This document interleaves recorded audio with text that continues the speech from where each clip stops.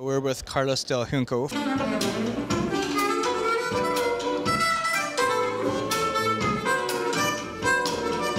What got you into playing the harmonica? This sound. This kind of bending thing. Do you feel like you're cheating when you just show up in harmonica and everybody's got to bring drums and all this bass and check baggage and you just can do walk-on? Well, actually, I have a big amplifier and a suitcase full of pedals and cables and stuff, so I have just as much as the guitar player.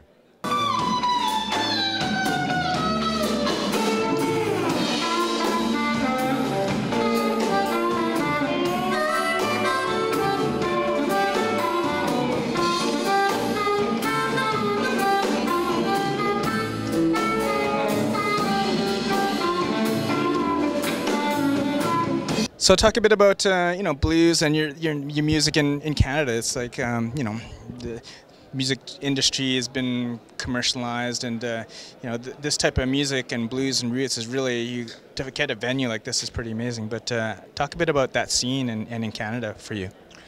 Well, it's quite a good scene actually. There's blues societies in little pockets of populations all over the place. There's one in Vancouver. There's one in Surrey, BC.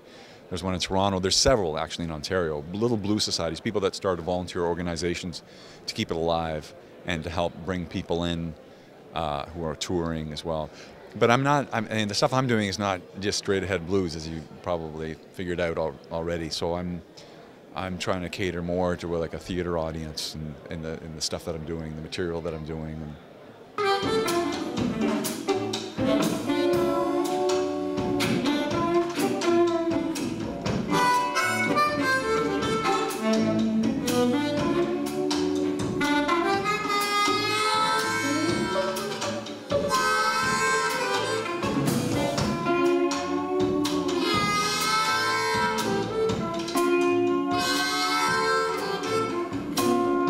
What advice would you give to somebody about to, maybe they're intimidated about picking up their harmonica? What advice would you give to an artist? Well, I have a lot of patience. That's what I would say to anyone starting to play, because this thing is very stubborn. You have to be very determined to coax the sounds out of this thing that you can. And you have these little tiny holes. You want to make a nice clean sound.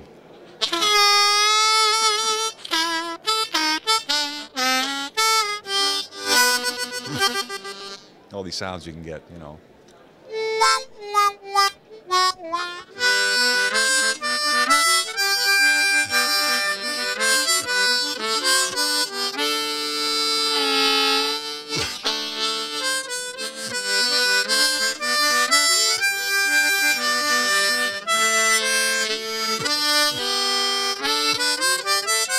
So we can make it sound like a violin, or saxophone.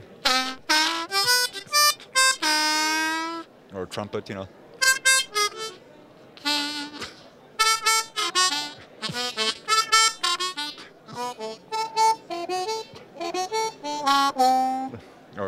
just, I'm thinking like those instruments, and depending how I hold the microphone in my hand, I can get all these different sounds.